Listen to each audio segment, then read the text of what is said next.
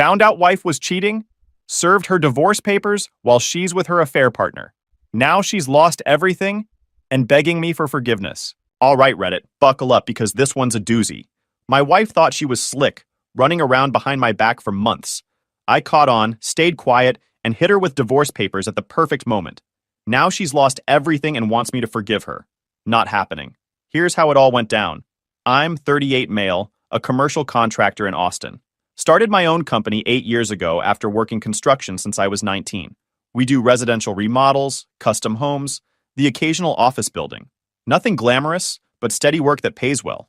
I've got 12 guys on payroll and more projects than I can handle most months. The work is demanding, but I love it. There's something satisfying about taking someone's vision for their dream home and making it reality. Last year, we did a complete renovation on a 1920s bungalow that got featured in Texas Monthly.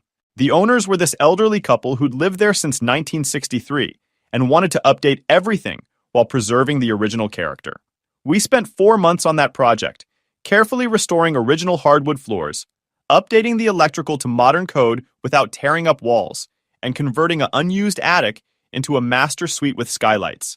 Client was over the moon when we finished. She actually cried when she saw the final result, said we'd given her grandparents' house new life. That kind of reaction makes the long hours worth it. She referred 3 of her friends within a week, and suddenly we're booked solid through next spring. That's how this business works when you do quality work and treat people right. I learned the trade from my old man, who spent 30 years doing residential construction before his back gave out. He taught me everything from framing to finish work. But more importantly, he taught me how to run an honest business. Son, your reputation is everything in this industry. Do good work, charge fair prices, and treat people right. The money will follow. He was right about that.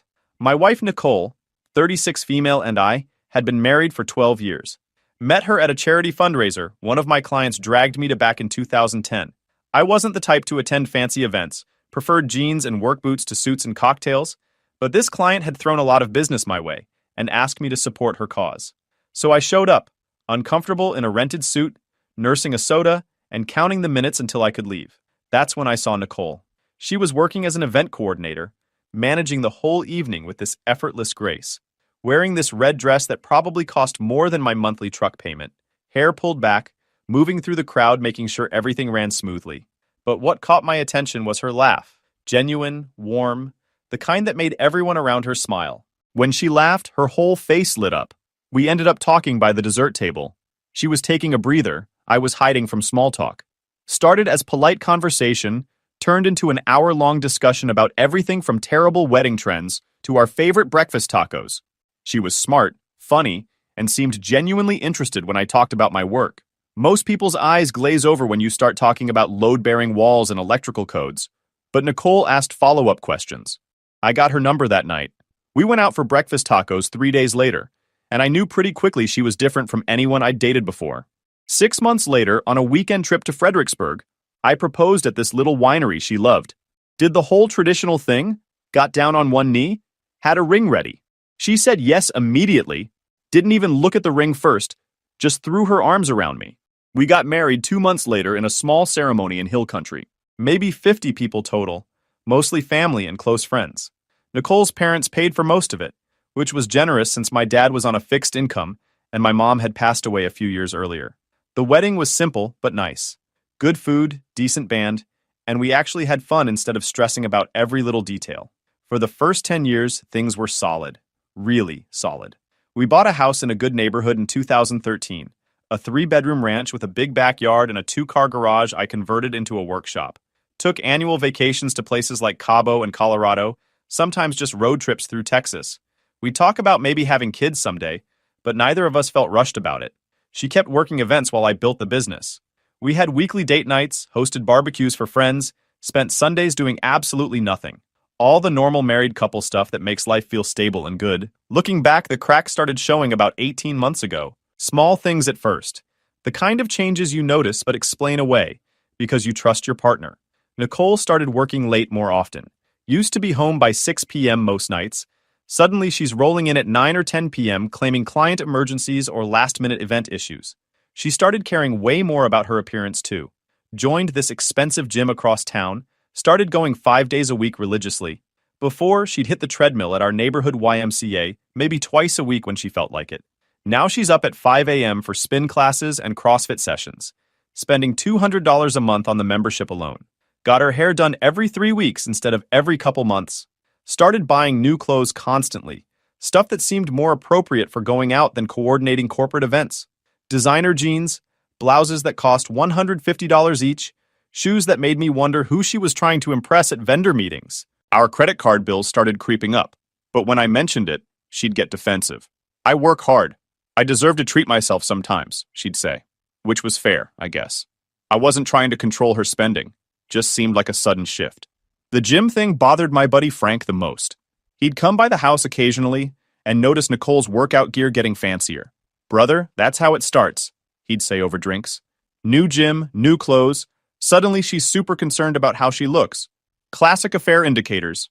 Frank runs a successful plumbing company and has been divorced twice. Both times cost him dearly. His first wife took half his business. His second took his house and his truck. The man knows warning signs when he sees them. "You're being paranoid," I'd tell him. "She's just taking better care of herself. That's healthy." Sure. Just keep your eyes open is all I'm saying." I brushed him off because I trusted Nicole. We'd been married over a decade. We'd built a life together. People don't just throw that away, right? Wrong. Then came the phone situation. This one was harder to explain away. Nicole had always been casual about her phone throughout our marriage. Would leave it on the counter while she showered, let me use it to look something up if mine was dead, never acted weird about me seeing notifications. Normal married couple phone behavior. Suddenly everything changed. She's got it glued to her hand 24/7 like it's a vital organ. Password changed without mentioning it. Takes it to the bathroom when she showers. Keeps it face down on the nightstand at night. Gets visibly jumpy if I walk into a room while she's texting. "Why'd you change your password?" I asked one evening, trying to keep it casual. "Just wanted something more secure. There's been a lot of identity theft lately." Made sense on the surface, but combined with everything else, it felt off. The real wake-up call came one night about 6 months ago. We were watching some show on Netflix, one of those cooking competitions Nicole likes. She's in the kitchen making popcorn. Her phone's on the coffee table in front of me. It buzzes with a text notification. The preview shows on the lock screen before it disappears. "Can't wait to see you tomorrow." Thinking about last night, my stomach dropped like I'd been kicked. That's not the kind of text a married woman gets from a girlfriend or work colleague. That's intimate. That's romantic. That's the kind of message someone sends when they're sleeping together. I didn't say anything when Nicole came back with the popcorn. Just memorized what I saw, acted like nothing happened, watched the rest of the show. But my brain was racing the entire time. Who sends a text like that to someone's wife? And what happened last night that someone's still thinking about it the next day? Sleep didn't come easy that night. I lay there staring at the ceiling, listening to Nicole's breathing, wondering if I was overreacting. Maybe it was innocent. Maybe it was taken out of context. Maybe I was being paranoid like Frank always is. But deep down, I knew. That wasn't an innocent text. I started paying closer attention after that night. Noticed patterns I'd been too busy or too trusting to see before. Every Tuesday and Thursday evening like clockwork, Nicole had networking events or client meetings that ran late. She'd leave the house around 6 p.m., dressed nicer than necessary for business meetings, wouldn't get home until 10 p.m. or later. When she did come home, she'd shower immediately before even saying hello properly. Then she'd be distant, distracted, sometimes didn't even want to talk about her day. On weekends, she'd get calls that made her step outside to take them. She'd walk out to the back patio or get in her car, talk for 20 or 30 minutes, then come back in acting like nothing happened. When I asked who called, it was always just work stuff or vendor drama or some other vague explanation. The sex life changed too. We went from once or twice a week to maybe once a month, and when it did happen, she seemed like her mind was elsewhere. Just going through the motions, checking a box, getting it over with. That alone should have been a massive red flag, but I kept making excuses. Maybe she was stressed. Maybe she was tired. Maybe this was just normal for a long marriage. The real breakthrough came 2 months ago. We share a cell phone plan. Everything under my business account for the tax benefits and easier expense tracking. My bookkeeper mentioned the bill seemed unusually high for the past few months, asked if I wanted her to review it. I said yes, more out of curiosity than suspicion at that point. When I logged into the account to pull the details, I found something that made my blood run cold. One number appeared constantly in Nicole's call and text logs. Hundreds of calls, thousands of texts over the past 6 months. Some conversations going past midnight when Nicole claimed to be sleeping. Some during times when she'd told me she was in important meetings. Multiple calls on weekends when she'd supposedly been running errands or meeting girlfriends for lunch. I didn't recognize the number. Sat there staring at my computer screen for probably 20 minutes, just looking at this mountain of communication between my wife and someone whose identity I didn't know. The volume alone was damning.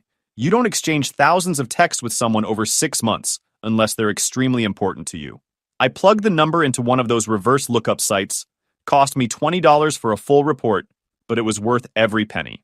Got a name: Brett Kavanaugh. Male, age 34, works in commercial real estate at some downtown firm.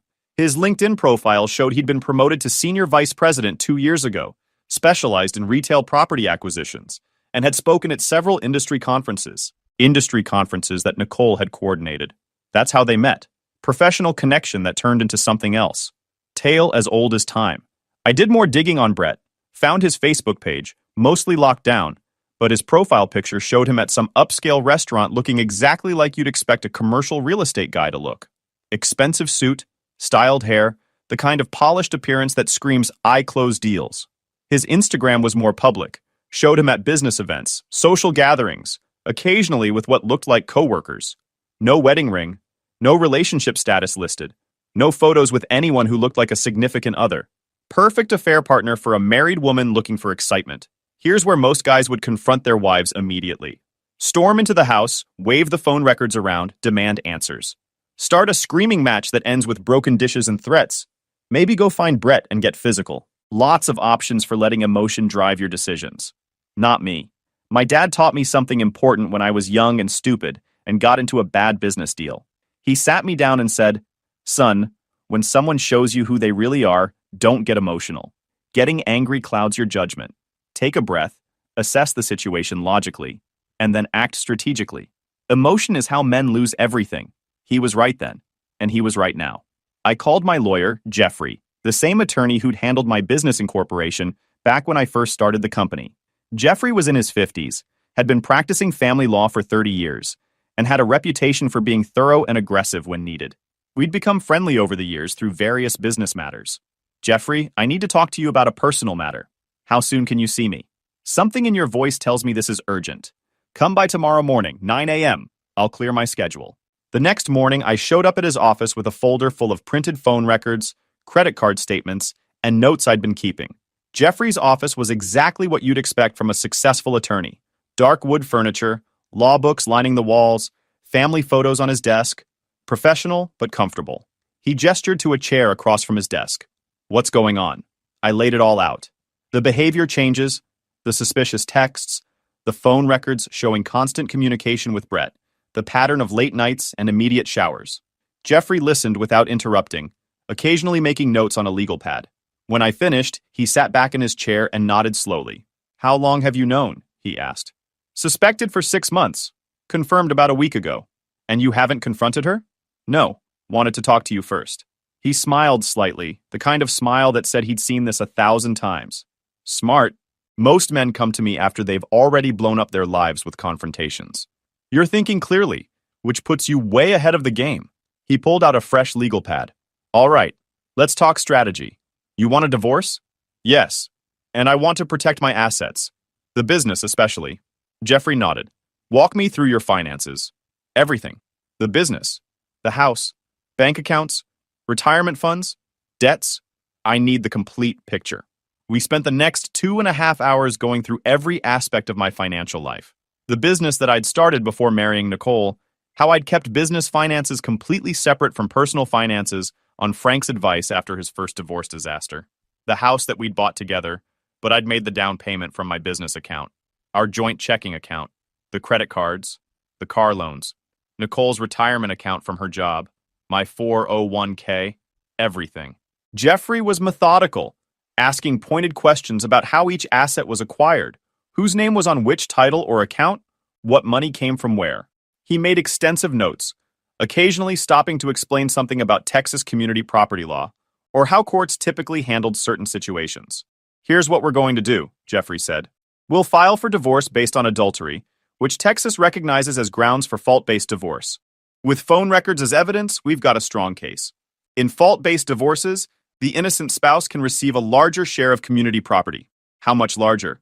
Depends on the judge, but you could walk away with significantly more than the standard 50-50 split, especially if we can prove she used marital funds to support the affair. That got my attention. I went back through our credit card statements for the past year. Found some interesting purchases. Hotel rooms in Austin when we live here. Expensive dinners at restaurants we'd never been to together. A weekend trip to San Antonio that Nicole claimed was for a work conference, but I couldn't find any record of a conference that weekend. She'd spent roughly $8,000 of our money on her affair. Every transaction was on our joint credit card. Every dollar came from our joint checking account that my business income funded. Jeffrey practically rubbed his hands together when I showed him. This is good. Very good. She used marital assets to facilitate adultery. Judge won't like that at all. We filed the paperwork. Jeffrey said the next step was serving her with the divorce petition. In Texas, you can have someone personally served, or you can serve them by certified mail. Most people go the personal service route because it's faster, and you get proof of service immediately. When do you want her served? Jeffrey asked. I thought about it. I want to catch her in the act. Serve her while she's with him. Jeffrey raised his eyebrows. That's aggressive. You sure? Completely sure. He nodded slowly. All right. We'll need to know when and where. Can you figure that out? I could. Nicole's patterns were predictable now that I was looking for them. Every Thursday evening, like clockwork, she'd leave the house at 6 p.m. for her networking event. Same routine every single week. She'd spend extra time on her appearance those evenings, doing her makeup more carefully, wearing her nicest clothes, even putting on perfume she usually saved for special occasions. Based on the phone records, she'd call Brett around 5:45 p.m., probably letting him know she was leaving soon. Then again around 6:30 p.m., likely when she arrived wherever they were meeting. The pattern was so consistent, I could have set my watch by it. The following Thursday, I decided to follow her myself. Took the afternoon off work, told my crew I had a doctor's appointment, parked my truck a block away from our house around 5:30 p.m. and waited. Frank had offered to come along for moral support, but I wanted to do this alone. Needed to see it with my own eyes. At 6:02 p.m., Nicole's car pulled out of our driveway. I waited until she turned the corner, then followed at a distance. Stayed back several car lengths, kept other vehicles between us. Didn't want to spook her if she happened to check her mirrors. She drove north on Mopac for about 15 minutes, then took the exit toward North Austin. My hands were gripping the steering wheel tight enough to hurt, but I kept my distance. She pulled into an extended stay America hotel, one of those places that caters to business travelers doing short-term stays. Lots of people coming and going. Nobody pays attention to who's there or why. Nicole parked near the back of the lot, away from the main entrance. I pulled into a spot with a good view about 50 yards away, killed the engine, watched her check her phone, fix her hair in the visor mirror, reapply lipstick, taking her time, making sure she looked perfect. After about 10 minutes, she got out of her car and walked toward the hotel entrance. I followed on foot, staying well back, using other cars as cover. She went inside through the main doors. I waited outside for a few minutes, trying to decide my next move. Then Brett came out. Had to be him based on the LinkedIn photos I'd seen. Tall guy. Probably 6 feet 2 inches, wearing business casual clothes that looked expensive. He had that polished appearance of someone who spends serious money maintaining their image. The kind of guy who probably gets manicures and has a standing appointment with a personal stylist. Nicole met him in the lobby. I watched through the window as they greeted each other. Not like colleagues running into each other. Like lovers who'd been apart too long. She touched his arm. He put his hand on her lower back. They stood close together talking. The body language said everything. After a few minutes, they walked together to his car, a silver BMW parked near the entrance. They drove to a restaurant about 2 blocks away, one of those trendy places with exposed brick and craft drinks that costs $50 per person minimum. I watched them through the restaurant window from across the street. They sat at a corner booth, close together, laughing. She touched his hand across the table. He leaned in to whisper something that made her smile. They stayed at dinner for almost 2 hours. I sat in my truck watching the restaurant entrance, feeling like I was in some kind of bad movie. Part of me wanted to walk in there and confront them both, make a scene, flip tables. But that's exactly what my dad warned me not to do. Around 9 p.m., they came out and drove back to the hotel. Both went inside together this time. I knew what was happening in there. Didn't need to see it to know. I drove home feeling strangely calm. No tears, no anger, just this cold certainty that my marriage was over, and I needed to act. Had everything I needed now. Eyewitness confirmation. Photos I'd taken on my phone of them together. Hotel location. Timeline. Jeffrey would love this. I texted him when I got home. Confirmed. Have photos and location. She's there every Thursday. Let's move forward with everything we discussed. His response came within minutes. Good work. Come by tomorrow morning. We'll finalize the papers. The following Thursday, I called Jeffrey. She'll be at the Extended Stay America on Route 183 tonight. They meet there every week around 6:30 p.m. I'll have the process server ready. He's very good, very discreet. He'll confirm when service is complete. That day dragged on forever. I went to work, managed my crew on a kitchen remodel, reviewed blueprints for an upcoming project, did all the normal stuff. But my mind was elsewhere. Frank noticed. You good, brother? He asked during lunch. Actually, yeah. Better than I've been in months. He gave me a knowing look. You figured something out. Figured out my wife's been screwing some real estate guy for months. Filing for divorce. Getting served tonight. Frank whistled low. Damn. You need anything? Nah. I got it handled. Lawyers taking care of everything. That's how you do it. Clean, professional, no emotion. You're smarter than I was. At 6 p.m., Nicole left the house right on schedule. She'd put extra effort into her appearance today. Hair perfectly styled, makeup flawless, wearing a dress I'd never seen before that probably cost $200. She told me she had an important client meeting and might be late. No problem, I said, giving her a kiss on the cheek. I'll save you some dinner. She smiled, grabbed her purse, and left. I watched her car pull out of the driveway, then sat down on the couch and waited. At 7:15 p.m., my phone rang. Jeffrey's number. It's done, he said. Process server confirmed she was served at 7:10 p.m. She was with a male companion in the hotel lobby. Server said she went white when she read the papers. Perfect. Thanks, Jeffrey. Expect her to call you very soon. Don't answer. Don't engage. Let her stew. We'll communicate through lawyers from now on. Got it. I hung up and felt this wave of relief wash over me. It was done. No more pretending. No more late nights wondering where she really was. No more playing the fool.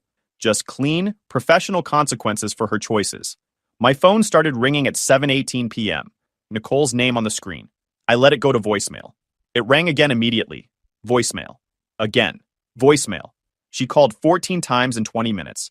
Then the texts started. What the hell is this? Call me right now. This is insane. You can't do this. We need to talk about this. Please pick up. I can explain everything. I muted her and ordered pizza. Turned on a baseball game. Felt more relaxed than I had in months. Around 9 p.m., I heard her car in the driveway. She burst through the front door like a tornado, eyes red, makeup ruined, still holding the divorce papers. What is this? She demanded, waving the papers at me. A divorce petition. Pretty self-explanatory. You can't just divorce me out of nowhere. We need to talk about this. We really don't. You've been having an affair with Brett for months. I have phone records, credit card statements, and witness confirmation. It's over. Her face went from angry to shocked to pale in about 3 seconds. Who told you? Nobody told me. I figured it out myself. You weren't exactly subtle. It's not what you think. Brett and I are just friends. We work together sometimes and save it. I don't care about your explanations. I know what's been going on. The lawyer knows. Soon the judge will know. You can explain it to them if you want. She started crying. Real tears this time. Not the manipulative kind. Please, can we just talk about this? I made a mistake. It didn't mean anything. It meant something to me. It meant 12 years of marriage down the drain. It meant you used our money to fund hotel rooms with another man. It meant you lied to my face every single day for months. I'll end it with Brett. Right now. I'll call him and end it. We can go to counseling. We can fix this. I stood up and looked her in the eye. Nicole, I don't want to fix this. I want a divorce. You're going to find somewhere else to stay tonight. Tomorrow, you can come back with someone present and pack your things. But you're not sleeping in this house tonight. You can't kick me out. This is my house, too. According to Texas law, I can ask you to leave. You're not on the deed, just the mortgage. And given that you've been committing adultery, I'd suggest you leave peacefully. Otherwise, I'll call the police and explain the situation. Your choice. She stared at me like I'd grown a second head. You're being cruel. No, I'm being clear. You made your choices. Now you get to live with them. She grabbed her purse and stormed out, slamming the door hard enough to rattle the windows. I heard her car screech out of the driveway. Then silence. I sat back down and finished watching the game. The pizza was cold, but I didn't care. For the first time in months, I had the house to myself and could breathe freely. The next morning, Nicole's mother called me. Linda has always been dramatic, the type who sees everything as a personal crisis. This call did not disappoint. "How could you do this to my daughter?" She started immediately. "No hello or anything." "Morning, Linda. Your daughter did this to herself by having an affair. She made a mistake. Marriages go through rough patches. You don't just throw away 12 years. I'm not throwing anything away. Nicole threw it away when she started sleeping with someone else. You're being vindictive, serving her in public like that, humiliating her. She was served privately in a hotel lobby. If she's humiliated, that's because of her choices, not mine." Linda kept going, cycling through anger, pleading, and accusations. I let her talk herself out, then said, "Linda, I need to go. Nicole can come by tomorrow at noon to pack her things. Someone needs to be with her. After that, all communication goes through lawyers." I hung up before she could respond. Jeffrey called later that morning. "How'd last night go?" About how you'd expect. Lots of tears, lots of denials, lots of promises to fix things. "And you held firm?" "Rock solid. She's staying somewhere else. Coming tomorrow to pack." "Good. Now, we need to talk about temporary orders. We'll file for a hearing to establish who stays in the house, who pays what bills, and how assets are handled during the divorce process. With the evidence we have, I'm confident we can get favorable terms." The temporary orders hearing was set for 2 weeks out. In the meantime, Nicole moved into her mother's house. She'd show up at our house occasionally to grab clothes or personal items, always with her mother in tow. Linda would glare at me like I was the villain while Nicole cried and packed boxes. I stayed professional. Didn't argue, didn't engage, just supervised to make sure she only took her stuff. Frank came by to help me keep things civil. He'd dealt with this before and knew how ugly it could get. "She's going to try to come back," Frank warned me one evening after Nicole had picked up another load. "They always do. The affair partner loses his shine once the sneaking around stops being fun. Then they remember their husband has a house and money and stability. Won't matter. I'm done. I know you are. Just warning you, it's coming." He was right. About 3 weeks after I served Nicole, she started a campaign to get me back. It started with texts apologizing for everything, saying she'd been confused and made terrible choices. When I didn't respond, the texts got more desperate. "I miss you. I miss our life together. Brett and I broke up. He wasn't who I thought he was. Can we please just talk? I'll do anything to fix this." I didn't respond to any of them. Jeffrey had been clear. No communication outside the legal process. Everything went through lawyers now. Nicole tried calling from different numbers. Her mother's phone, her friends' phones, even a work number. I didn't answer any of them. She showed up at my job site once, causing a scene in front of my crew and the clients. I had to ask her to leave and threaten to call the police. She left crying. My clients were understanding. The wife of the couple whose home we were remodeling actually pulled me aside afterward. "We went through something similar 5 years ago," she said quietly. "Stay strong. It gets better." The temporary orders hearing went exactly as Jeffrey predicted. We presented evidence of the affair, the misuse of marital funds, and Nicole's harassment since being served. The judge awarded me exclusive use of the house, established that Nicole was responsible for half the mortgage payment even though she wasn't living there, and ordered her to stop contacting me except through attorneys. Nicole's lawyer argued that I was being unfair, that marriages can be saved, that she deserved a chance to make amends. The judge wasn't buying it. "Counselor, your client engaged in an extramarital affair and used marital funds to support that affair. The petitioner has every right to seek dissolution of the marriage. Temporary orders are granted as requested." Nicole looked devastated. Her lawyer looked annoyed. Linda, sitting in the gallery, looked like she wanted to murder me. I kept my expression neutral. Outside the courthouse, Jeffrey clapped me on the shoulder. "That went well. The final divorce decree should follow similar lines. With fault on her side, you'll likely keep the house, the business stays yours entirely, and we can argue for a favorable division of other assets. How long until it's final? Texas requires a 60-day waiting period from the date of filing. We're about halfway through that. Figure another month for procedural stuff, then we go to final hearing. 3 months total, give or take. I could live with that." The next phase was the worst. Nicole's complete meltdown. Her mother called me one evening, actually sounding concerned rather than accusatory for once. "She's not doing well. She barely eats, she cries all day. She's missing work. I think she's having a breakdown. Linda, I'm sorry she's struggling, but that's not my problem anymore. She needs support from her family and friends. Can't you just talk to her? Maybe if she heard your voice?" "No. We communicate through lawyers. That's it." You're heartless. I'm protecting myself. There's a difference. She hung up on me. I wasn't heartless. Part of me did feel bad that Nicole was struggling. 12 years of marriage doesn't disappear just because someone cheated. But I also knew that taking her back would be a mistake. She'd broken my trust completely, used our money to fund an affair, and only wanted me back after her affair partner dumped her. That's not remorse. That's regret about consequences. Frank reminded me of this constantly. Brother, stay strong. I went back to my first wife after she cheated. Know what happened? She did it again a year later. Some people don't change. My crew at work became my support system. These guys have been with me for years, know me well, and they had my back. One of them, Drew, went through a messy divorce 3 years ago. He'd give me pep talks on job sites. Boss, here's what you gotta remember. She didn't respect you enough to stay faithful. That's it. That's the whole story. Everything else is noise. Simple truth, but exactly what I needed to hear. The final divorce hearing was set for early October, about 3.5 months after I'd first filed. Jeffrey prepped me thoroughly. We went over every piece of evidence, every financial document, every text message. He wanted me ready for anything Nicole's lawyer might throw at us. They're going to try to paint you as controlling, cold, unforgiving, he warned. They'll say you didn't try to save the marriage, that you jumped straight to divorce. Be ready for that. I tried to save the marriage by being a faithful husband. She's the one who destroyed it. Perfect. Keep that energy. The day of the hearing, I wore my best suit. Showed up early.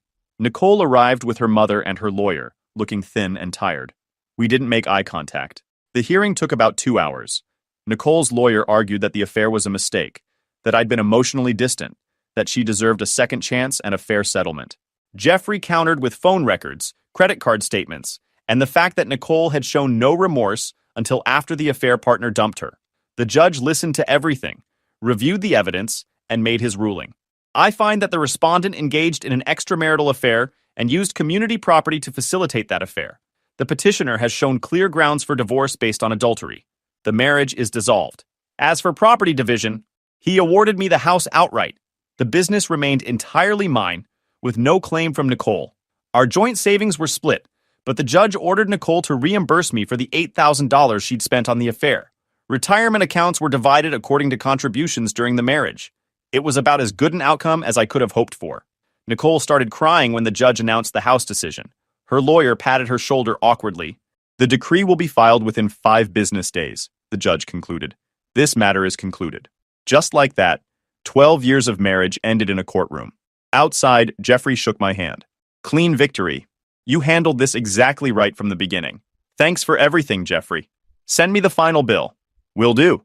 And hey, good luck. You're free now. Make the most of it. Nicole tried to approach me in the parking lot, but her lawyer stopped her. Smart move. We were done. Legally, emotionally, completely done. The first few weeks after the divorce felt strange. The house was entirely mine now, but it felt empty in a different way. I threw myself into work. We had 3 major projects running simultaneously, keeping me busy from 7 a.m. to 7 p.m. most days. Frank took me out for dinner one night. How you holding up? Better than expected. It's weird being single again after 12 years, but it's also kind of freeing. Give it time, you'll adjust. And trust me, there are plenty of women out there who'd appreciate a guy with his life together. I wasn't ready to think about dating yet, but I appreciated the sentiment. Nicole tried to reach out a few more times in the months after the divorce.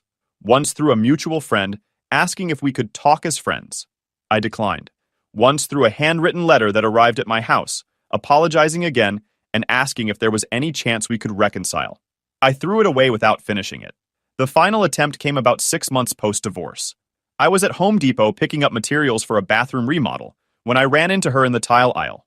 She looked better than she had at the hearing, healthier, like she'd been taking care of herself. Hi, she said quietly. Nicole. Awkward silence. Then, how have you been? Good. Busy with work. You? I'm okay. Working full-time now. Living in an apartment near my mom's place. More silence. I grabbed the tiles I needed and started to leave. Wait, she said. I know you probably don't want to hear this, but I need to say it. I'm sorry. For everything. You deserved better than what I did to you. I was selfish and stupid and I threw away something good. I needed you to know that. I looked at her for a moment. She seemed sincere, but it didn't change anything. I appreciate you saying that. I hope things work out for you. That's it? That's all you have to say? What do you want me to say, Nicole? That I forgive you? That we can be friends? That ship sailed when you started sleeping with Brett. I know. I just thought, I don't know what I thought. Take care of yourself. I walked away and didn't look back. It wasn't about being cruel. It was about moving forward. Some bridges once burned, stay burned. Guys, we are so close to hit 100,000 subscribers on this channel. If you are not subscribed to the channel, please consider subscribing. It really helps hit that 100,000 mark. Thanks for making this dream come true.